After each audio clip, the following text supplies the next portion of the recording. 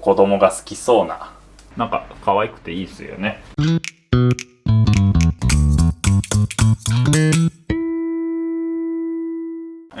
細巻きと、飾り巻きと、あと中巻き、太巻き、裏巻きと、巻き寿司ですね。巻き寿司の巻き方を紹介しようと思います。まず最初ね、ちょっと海苔の説明をしようと思うんですけど、海苔っていうのはね、これがね、前傾って呼ばれる大きさですね。多分ね、全国どこで買っても必ず前傾って言えばこの大きさで出てくるんで、細巻きに使う場合はね、この前傾の半分の大きさ、これ半分で切ったものを、使って細巻きっていうのは巻きますね。で、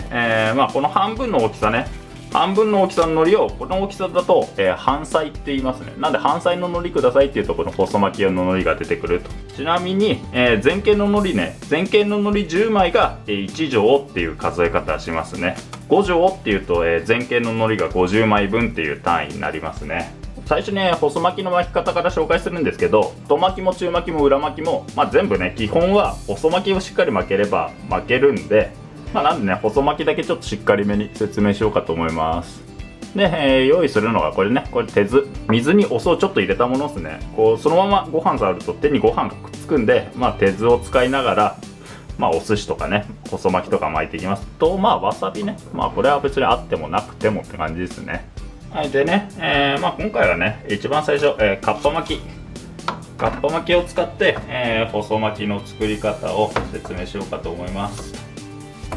でね、かっぱ巻きはね、きゅうりそのままバスッと入れちゃってもいいんですけど、こんな感じでね、スライスしてから入れてあげると、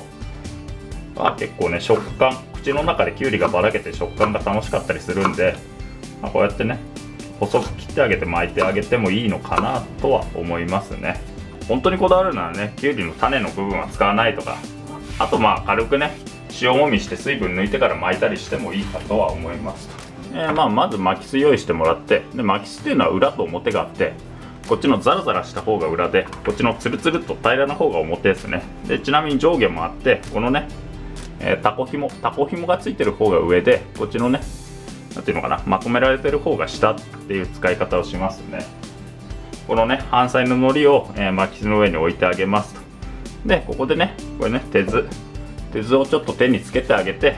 シャリを取ってこの上に伸ばしていきますと。でシャリ取ったら最初ね、ここでこんな感じでね、ある程度形を作ってあげてから、海苔の上に伸ばしていきますと。伸ばす時はここでね、こう右手はこういった形で海苔を押し出していく感じで、左手はそれをこう慣らしていくイメージで伸ばしてあげると、こういった形でここでここでなるべく均一に伸ばしてると、この次の作業が楽ですよと。でここから、全体にね、ご飯を広げていくんですけど、まず左手でね、この海苔の端に壁を作ってあげますと。で、そこから下に引いてきますと。はい、こんな感じですね。でこの時のポイントは、端にね、しっかりご飯を入れてあげること。細巻きっていうのはね、どうしてもね、具だとかご飯が端が少なくなって、両端がね、スカスカになりやすいんですよ。なんで最初にしっかりここでね、壁を作ってあげて、ご飯を、しっかり伸ばしてあげることで、こう全体にね、均一な細巻きになりますよと。そうするとこういった形になると思うんで、そしたら最後この真ん中のね、このシャリを両手で引いてくると。そうするとね、だいたい3手か4手ぐらいでこういった形になるかと思います。で、わさび塗ってあげて、具を入れていきます。好みで大葉なんか入れてもいいのかなとは思いますね。で、大葉なんか入れる場合はね、こんな感じで敷き詰めてあげて、その上に具を入れていきます。具は入れすぎると、細巻きが巻ききれなくなりますと。逆に少なすぎるとバランスの悪い細巻きになりますと。なんでこの海苔1枚に対して入るご飯の量と具の量が決まってるんですよ。だから巻く食材によってね、ご飯の量を多少調節してあげると、全部が同じ太さの細巻きに巻けますよと。だから味が濃いものを巻く場合はね、多少ご飯を多くして具を少なくするしっていう形ですね。海苔の端と、巻きすの端を合わせてあげますと。これね、やらずにね、このぐらいからでも正直負けちゃうんですけど、これやるとここにね、ここのご飯粒が結構くっつくんですよ。ここね、この海苔の下を、ここに持ってくるイメージ、ご飯と海苔の境目ギリギリに持ってくるっていうイメージで、巻いていきますと。巻きすをね、こう親指でちょっとだけ上げて、残った指で具を軽く押さえますと。これ押さえずにやるとバラバラバラっといっちゃうんで、ここである程度安定させてあげると。この親指を使ってこう巻きすを返していきますと。そうするとご飯の量とこのね、中に入れた今回きゅうりですけど、きゅうりの量が、しっかり合っていれば、海苔の端が、ギリギリご飯の余白に当たるという形になると思いますんで、そしたら今度ここの面をもう半周こう倒してあげる、そういうイメージですね。巻きすをつけたままやると、海苔の余白に巻きすをこの向こう面だけちょっと上げて、細巻き自体を半周返すと。そうすると、細巻きになりますよと。細巻きっていうのは基本的にはね、四角い形にするものなので、親指で手前、中指で奥で人差し指で上を押さえて、四角く形を作ってあげると。こういった形で、締めてあげる。軽く四角い細巻きが出来上がりますよと。このね、細巻きの裏でしっかりね、ここ海苔同士がくっついていれば、この後にバラバラっと崩れてしまうことはありませんと。一番基本的な細巻きの巻き方ですね。切るときはね、こういう濡らしたさらしで軽くこう包丁を拭いてあげてから切ると、包丁にご飯がくっつきませんよと。で端のね、具がね、どうしても多少はみ出すんで、こう軽くね、トントンと両サイド押してあげてから切ってあげてくださいと。で切るときは基本ね、6貫切り全部を、6個に切りますね。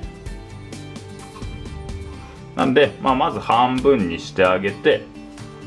こう合わせて、こっから3等分って形ですね。人によってはこれをこう合わせる人もいるんですけど、こう合わせるとこのね、今回かっぱ巻きだから分かりづらいですけど、断面は逆になります。当然ね、そうなんですよ。例えば手前になんか黄色いものがあって、奥に赤いものがあったりしたら、黄色赤でこう置くと黄色赤赤黄っていう順になるんで、黄色赤黄色赤って並べたかったら、そのままね、こう持ってきてあげた方が、なんていうのかな、整った模様にはなりますね。でこんな感じでね、適当に3等分にしてあげると、なんか見たことのあるね、細巻きが出来上がりますよと。こんな感じで、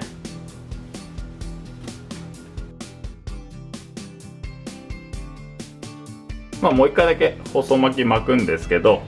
今度はかんぴょう巻きを巻いていきます。かんぴょう巻きとね、納豆巻きって4つに切るじゃないですか、一般的に。4つに切る場合は、四角じゃなくて上をね、丸を残してあげて巻くんですよ。やりながら説明するんですけど、でかんぴょうなんかのね、汁気が多いものはね、事前にね、ある程度汁気を絞っといてあげると比較的巻きやすいかなとは思いますね。こう巻きすの下と海苔の下を合わせてあげて、こうね、持ってくると。でもう半周返して、最後締めると。最後締める時に、かっぱ巻きの時はね、上を締めたじゃないですか、この指で。かんぴょう巻きとか納豆巻きとかの、上にね、丸みを残したい時は、この上を締めずに、この2本だけでここ締めてギュッギュッギュッと、この巻き上がりがね、上が四角ではなく多少丸みが残った状態で巻き上がると。かんぴょう巻き、納豆巻きぐらいですかね、こういう巻き方をするのは。かんぴょう巻きと納豆巻きっていうのは4つに切るんですよ。今まではここね、こう6個に切ってたのを、これね、4つに切るんですよね。なんで4つに切るのかって、これ明確なね、答えはね、僕も分かんないんですけど、僕がね教えてもらった中で一番しっくりきたのは、木の付け台にこう6個に来てこうやって立てるとかんぴょうの跡がね残るから、こうだからこのかんぴょうの断面をここにつけたくないっていうので、こうね4つに来てこう並べたっていう風な話がなんか僕は一番しっくりきましたかね。そうすると納豆なんかも木がねネバネバがつくじゃないですか。それが嫌だから4つに切ってこう乗っけてるっていうのも、なんとなくね理が通っているかなとは思うんで、僕はそのように理解しております。今度はね、飾り巻き、ちょっとね花びらというかお花に見立てた細巻きを、巻いていこうと思います。で用意してるのはこれね、おぼろと、卵。おぼろっていうのはね、魚のすり身をこういると粉状になってくるんですけど、まだエビで作ればエビおぼろになるし、すり身で作れば普通のおぼろって感じですね。でこれ着色なんですけど、でおぼろってね黄色いのもあったりして、黄色いおぼろなんかはね卵黄で色をつけてたりする場合が多いんではないかと思いますね。これも細巻きと一緒で、具をね敷き詰めて、で最後締める時に、ちょっと三角形に締めてあげると、そんなに難しくはない巻き方ですね。今回は卵焼き玉と、このおぼろのね色の境界がしっかり分かるように、ある程度おぼろなんかもまとめてねこう詰めてってあげると、色がはっきり出て綺麗なんではないかと思いますね。これもさっきと一緒で端にしっかりね具を詰めてあげると、ここから巻いていくんですけど、今度はねこの海苔の端を、ここに持ってきて、花びら1枚の形をイメージしながら、だから涙型っていうのかな。普段の細巻きはここで四角くある程度形を作るんですけど、今回はここでね三角をイメージしながら一旦締めてあげる。で、半周返してあげて、締め、またここでね三角を作ってあげるっていうイメージですね。で三角は作るんだけど、こっち側はねかんぴょう巻きみたいにこうなんていうのかな、山を残してあげるイメージで、だから涙型にしてあげると、花びら1枚の形になるんではないかと。で裏がね海苔でこうやってくっついてればしっかりまとまってますよと。だからこれ断面見ると分かりやすいんですけど、断面がねこういう涙型になるように、これをイメージしながらね巻いてってあげるといいんではないかと思いますね。で2つ重ねてあげて、ここからまた3等分にして合わせます。でこの花びらの、難しい点は、切る時にね高さがずれるとどうしてもね最後合わせた時に段差ができてしまうんで、切ると一個一個がねこうなってるんで、真ん中に寄せてってあげると、こういった形でね花ができますよと。お祝いの席なんかはねこういうの1個作ってあげると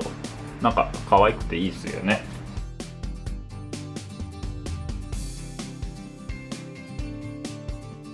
で今度はね、中巻きの巻き方を説明しようかと思いますと。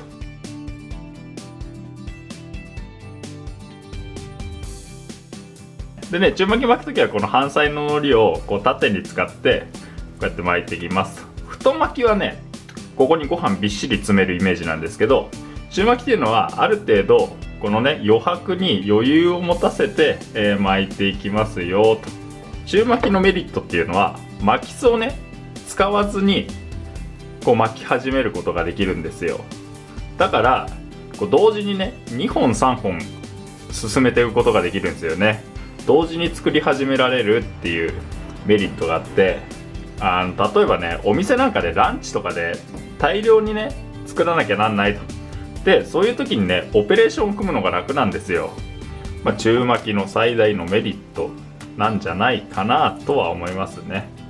で、今回はねこれトロタクねマグロの中落ちなんですけど、正直ねこのねネギトロっていうのはねお店によってはねなんかネギトロの素みたいな油の塊みたいなのがあるんですよ。なんでああいうの合わせてるお店もあったりはするんで、その辺はね自分で判断して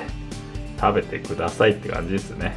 でご飯敷き詰めてこうね具をのせたら、これも細巻きと一緒ですね。ここねご飯の端を、ここに持ってくるイメージこうやって。で中巻きの場合はここに海苔の余白があるでしょう。だからその海苔の余白をここでね、ご飯のついてない余ってる海苔の部分をここでねちょっとこう巻き込んであげるイメージで巻いていきますと。なんかぼやっとした形になるじゃないですか。これを最後こうね並べて巻きすで締めて形を作ってあげるっていう巻物っすね。でここで合わせて、これね人によっては四角く作る人もいるし、僕なんかはこれねかんぴょう巻きと一緒、この両サイドだけ締めて上はちょっとね丸く形を残して巻きますよと。手軽に巻ける巻物ですと。で切るときはね四つ切りにする場合が多いですかね。だから2本巻いたらこうやってね揃えて切ってってあげれば早く、作れますよっていうイメージですかね。そうはい、だから中巻きっていうのはこんな感じの巻物ですと。太巻きね、太巻き巻いていきます。でね、太巻きね前傾1枚で巻いちゃう人もいるんですけど、前傾1枚だとね若干小さいかなって感じがするんで、僕はねこれね半菜の半分、ちょっとだけね海苔足してで巻きますね。で海苔と海苔ねくっつけるときはこのご飯ちょっと潰してで接着剤代わりにしてあげて海苔をつないでくださいと。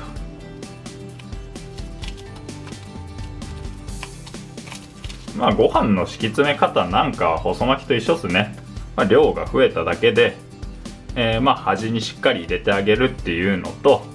全体をね平らにならしてあげるっていうことだけ、守れば、難しいことはありませんよと。この入れる具の量にもよるんですけど、ある程度具をしっかり入れるじゃないですか。具はね基本的にはまとまらない、粘り気がないんでまとまらないんで、ある程度ご飯をしっかり入れてこうなんていうのかな、ばらけやすい具を、ご飯でしっかりまとめてあげるっていうイメージでご飯の量調節すると、そのね切った後にこうボロボロ崩れない太巻きになりますよと。具入れていきます。これはおぼろね、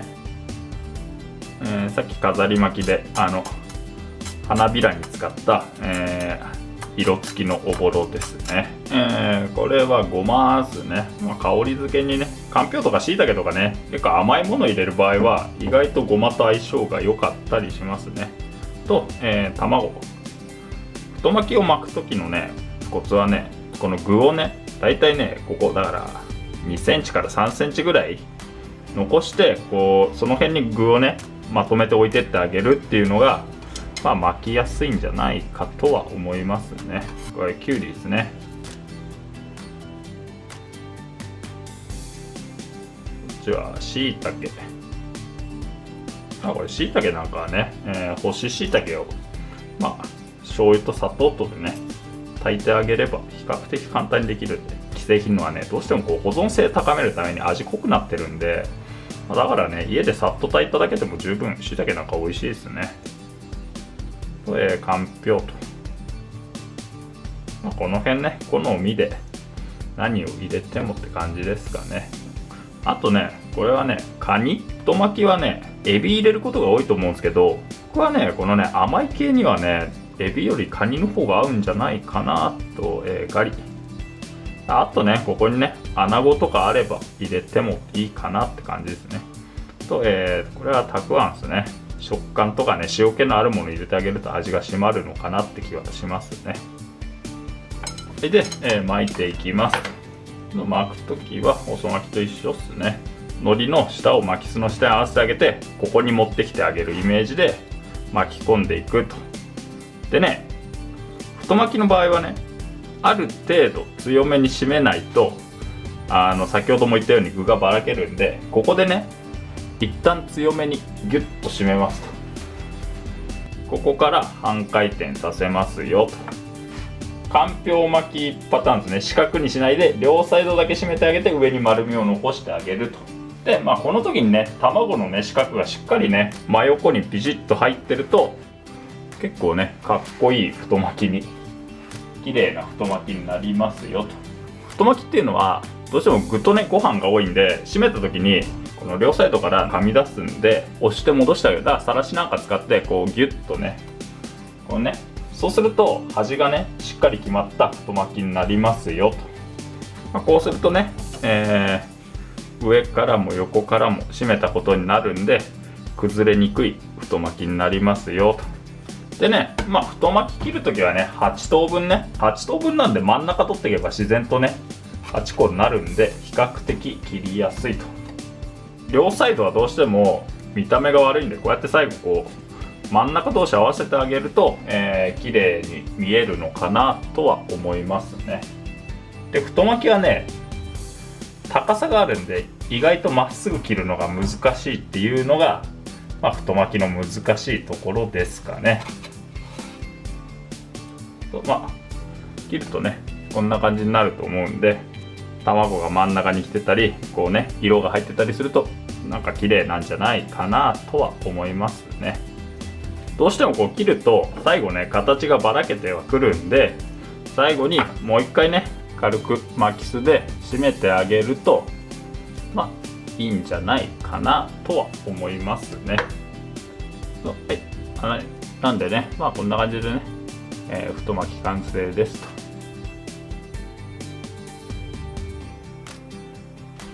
と。で、最後ねこれ裏巻き巻いていきます。裏巻きっていうのはねカリフォルニアロールをイメージしてもらえば分かりやすいと思うんですけど、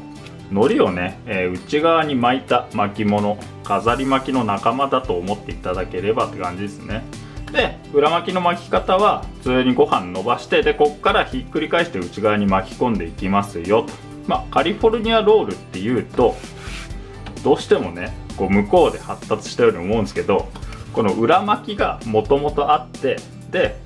海外の方がねなんかこの海苔の黒い見た目を嫌がってあんまり食べてくれなかったみたいなんですよね。裏巻きならどうだっていうのが、海外で受けて広まって、マヨネーズだとかアボカドだとか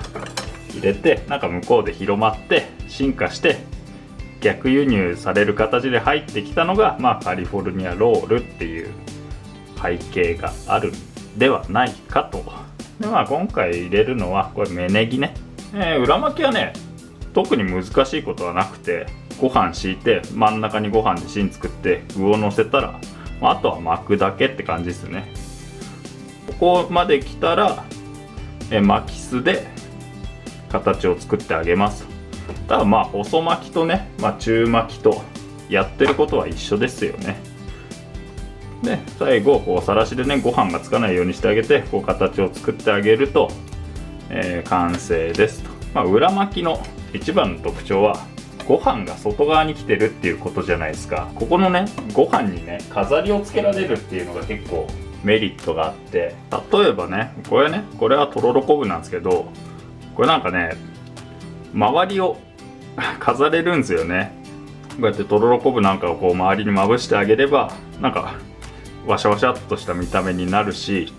それこそカリフォルニアロールなんですけど、これねとびっことかねこういうのまぶしてあげればなんかねこう子供が好きそうな、巻物にね、あとは切って完成って形ですね。こんな感じで切ってあげればいいのではないでしょうか。以上で裏巻きの完成です。巻き寿司のいろいろな巻き方でしたと。